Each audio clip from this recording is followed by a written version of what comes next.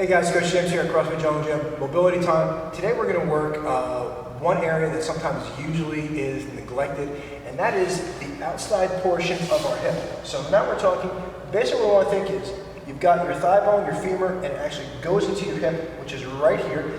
There's all kinds of musculature that wraps and keeps that locked in and keeps everything going. So we're basically taking musculature that comes from behind, up, and from the side that all interlaces and keeps that in place.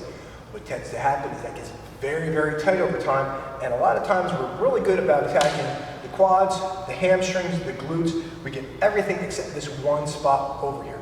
So what we're going to do is we're going to use a softball. What I want you guys thinking about is we're going to either get someone in front, someone on top, or someone behind, just anywhere around here, and all we're going to do is we're going to get that softball laying on the ground.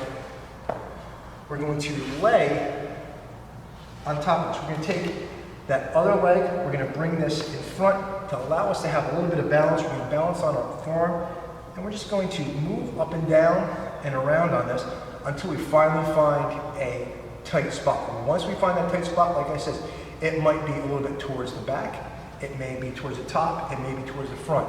I want you to just move around, find that spot. Once you find that spot that's really tight, it may just be to where you're sitting here going, I just have to let myself sink into it. That's fine. Once you finally find that spot to where you're like, okay, it's loosening up, what we're going to do is we're just going to start very simply flexing the foot up and down, getting that to move. If we're like, hey, I can do that, the next thing we're going to do is we're going to get a sweep of the leg. We're just going to bring it back and forth, feeling that movement. Once we're like, hey, I can get that, move the softball a little bit, not too much, maybe like about a half inch, either up or down that you need to. We're going to find a new spot and we're going to do the same thing. We're going to flex that foot back and forth. If we can, we're going to sweep up and down.